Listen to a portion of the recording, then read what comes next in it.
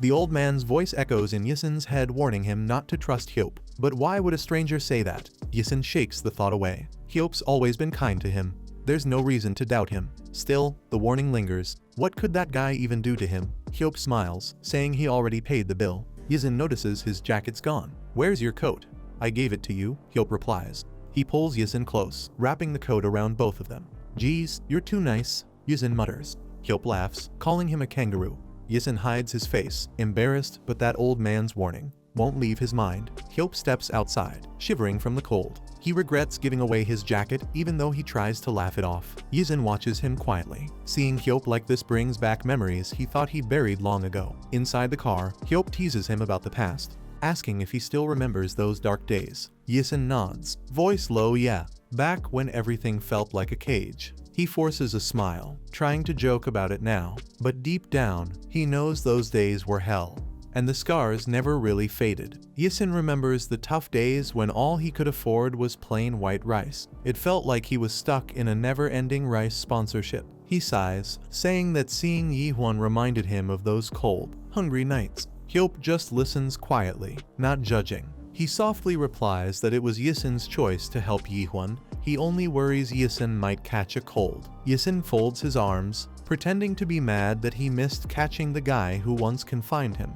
Hyope chuckles, turning on the seat heater. Let's go home, he asks. Yisun exhales, his voice calm. Yeah, let's go. Yisun recalls how tough his life used to be. Cold nights, no warmth, and nowhere to go. But now, at least he has a home to return to. Even if it's small, it's his. He remembers finding a strange letter, the one left behind by the man who confined him. The words still echo in his head, "You will die by your greed." That message changed him. Since then, he's learned to want less, to live quietly, and stop chasing what destroys peace. But even now, his anger burns, no matter how much time has passed. Once he finds that man, he'll make sure he pays for everything. Hyope stretches as he changes clothes. Yisun reminds him he should probably buy a new jacket after all. He already has a low body temperature. Hyope waves it off, saying the weather will get warmer soon. He'll buy a new one later, if he really needs to. Meanwhile, Yisun checks his pockets and realizes he still has some money left. But then his expression changes. A sudden realization hits him hard. The cash he was supposed to return, 300,000 won, is still in the jacket he gave to Yihwan. Somewhere out there, Yihwan is already holding that money with a smug smile. Yisun clenches his fist, muttering under his breath, "Just great." Yisun nervously asks if Hyope is angry, but Hyope just smiles, saying it's fine, though his calm tone feels heavier than usual. In the next moment, his knuckles crack loudly, a silent warning that sends chills down Yisun's spine. Panicking, Yisun blurts out an apology, saying he forgot about the money. He tries to lighten the mood, offering to give Hyope all the noodles next time they eat together. Hyope chuckles softly, finding the whole thing ridiculous. Yisun looks up, confused, unsure if that laugh means forgiveness or trouble. Hyope laughs it off, saying he was just acting. Yisun sighs. He already expected something like this the moment Hyope gave away his jacket. Hyope shrugs, saying they should just accept that they'd donated 300,000 won to that bum. Yisun frowns, asking why he's calling the man garbage. Hyope explains that the man's a drunk gambler, total trash. He's sure the money's already gone by now. Yisun stays quiet for a moment. Even if that man was a mess, calling him trash still feels too cruel. He looks down, repeating the word softly, trash.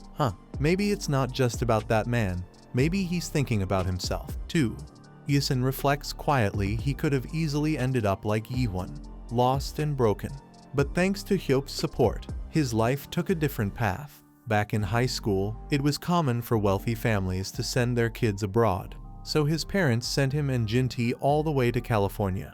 Jinti was the housekeeper's adopted son, assigned to watch over Yisun and keep him out of trouble. But once they arrived, the quiet nights and empty streets started to feel suffocating. Yisun sighed, staring out the window, wondering why he had to cross an entire ocean just to end up in such a dull place. Feeling restless, Yisun stands up and grabs his coat.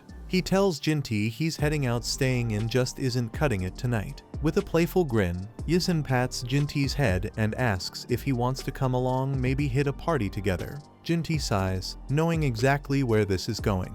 He asks if Yisun's heading to that club again and suggests they just stay home this time. Yisun scoffs, calling him boring. But before he can step out, Jinti stands up saying he'll come too. And this time, he's driving. As they drive through the night, Yisun sighs. He knows Jinti only came along to keep an eye on him, not to have fun. What a goody two-shoes, he mutters under his breath. The car speeds down the quiet streets, engine roaring as the neon lights blur past. Moments later, the bass from the club hits like thunder, people dancing, music blaring, lights flashing everywhere. Yisun slams his drink down on the counter, frustration bubbling inside. The night's just begun, but something about it already feels off. Yisun gulps down another drink, feeling the burn slide down his throat. That hits the spot, he mutters, barely holding his balance. The crowd around him blurs as he stumbles, accidentally bumping into someone. He hiccups, blinking through the haze. "Oh, sorry," he slurs out, his voice soft and unsteady. The man he bumped into turns, eyes sharp and cold. He doesn't say a word, just stares. Something about that look sends a chill down Yisun's spine. Jinti walks through the crowd, holding a drink. He spots Yisun across the floor, looking dazed and off balance. "Yisun," he calls out, concern flickering in his eyes. But before Yisun can steady himself, he bumps into the same man again. The stranger grabs his collar, yelling angrily. Yisun tries to apologize, slurring, but the man doesn't care. Jinti rushes forward, trying to stop them before things get ugly. "Yisun, stop," he shouts, but the tension's already boiling. The man sneers, smirking arrogantly. "Are you two some kind of couple?" he mocks, his voice dripping with contempt. Jinti freezes, fists tightening as the crowd starts to stare. Yisun snaps, his anger explodes as he lunges forward, shouting furiously. Jinti grabs him from behind, struggling to hold him back. "Stop it, Han Yisun," he yells. Jinti forces Yisun's arm down, pulling him toward the exit. "Let's go," he says firmly, not giving him a choice. The man they left behind watches silently, his expression dark and unreadable. Yisun stumbles out of the club, the sound of music fading behind him, replaced only by the echo of his own heavy footsteps. Yisun shouts in frustration, demanding to be left alone. But before he can storm off, Jinti slaps him across the face, stopping him cold. Fuming, Yisun points at him. "Who do you think you are? Why do you keep controlling my life?" he yells. Jinti stays silent for a moment, police sirens echoing faintly in the distance. Yisun's voice cracks. "Why do you always get in my way?" Finally, Jinti answers softly. "Because I'm worried about you," he says, his tone calm but firm. "You should walk away before things get worse." Yisun's frustration explodes. He shouts at Jinti, accusing him of acting like everything's his fault. Their argument heats up under the club's neon lights. But before either can say more, Yisun's eyes widen, a shadow moves behind Jinti. Someone's there, watching.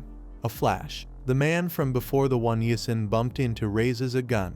The shot rings out before anyone can react. Blood hits the floor. The crowd freezes.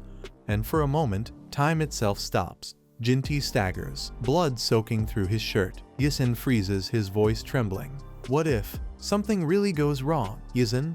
Jinti collapses, his body hitting the ground hard. Blood spreads quickly, painting the floor beneath him.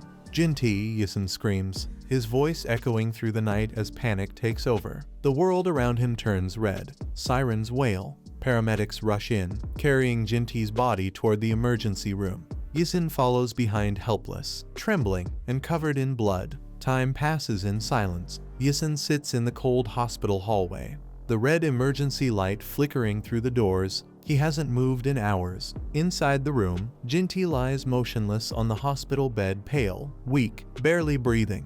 Yisun sits beside him, head down, regret written all over his face. He doesn't say a word, just keeps waiting. Suddenly, Jinti's fingers twitch. Yisun's eyes widen, that single movement fills him with hope. The room stays silent until a faint voice breaks through. "Yisun."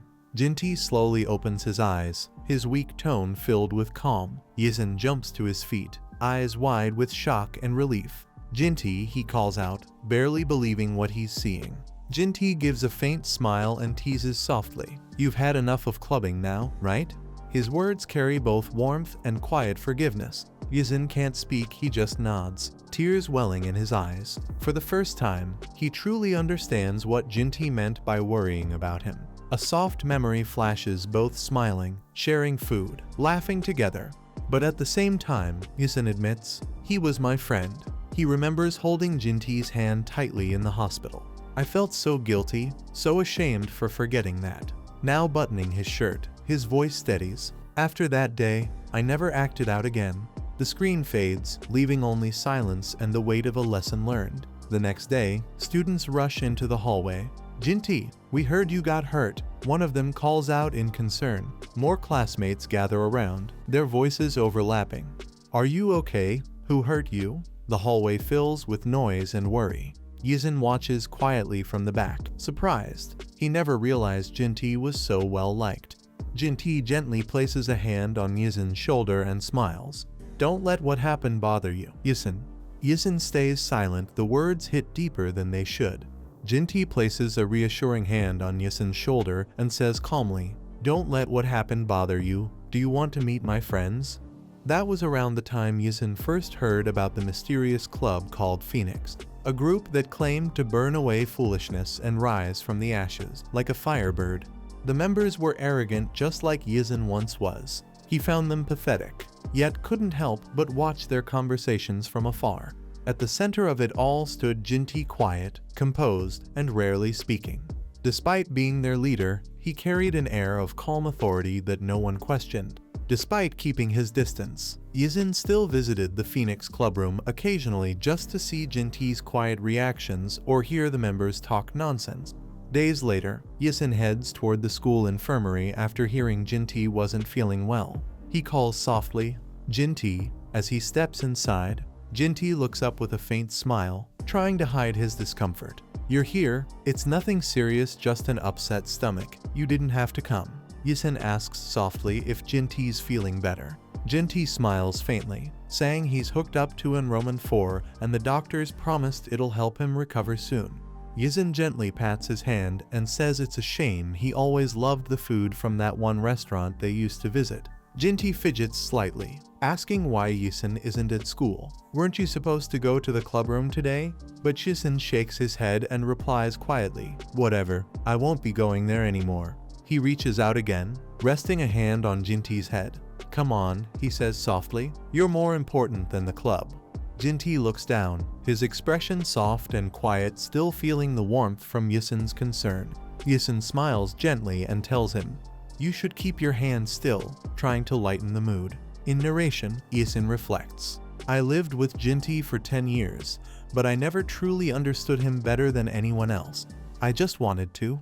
He continues, thinking that maybe, just maybe, if it meant being closer to Jintae, he would have stayed in that club after all. Everything might have stayed normal if it weren't for that one incident. News broke out a fire had erupted in the Phoenix clubroom. The tragedy of the students who died that night spread across the country, turning the school into a scene of national mourning. In the hospital, Yisun and Jintae silently watched the coverage. Both felt a strange sense of relief they had survived, but the culprit behind the fire was never found. And even after the tragedy, Phoenix didn't disappear, its members continued their activities through college, as if nothing had happened. Yisun remembers one of the club members smiling eerily, saying, "We're immortal, just like the Phoenix." That line still echoes in his mind. He stopped going to the clubroom after that. The group wasn't normal anymore, it felt more like a cult. Time passed. After graduating, Yisun returned to Korea, thinking everything was over.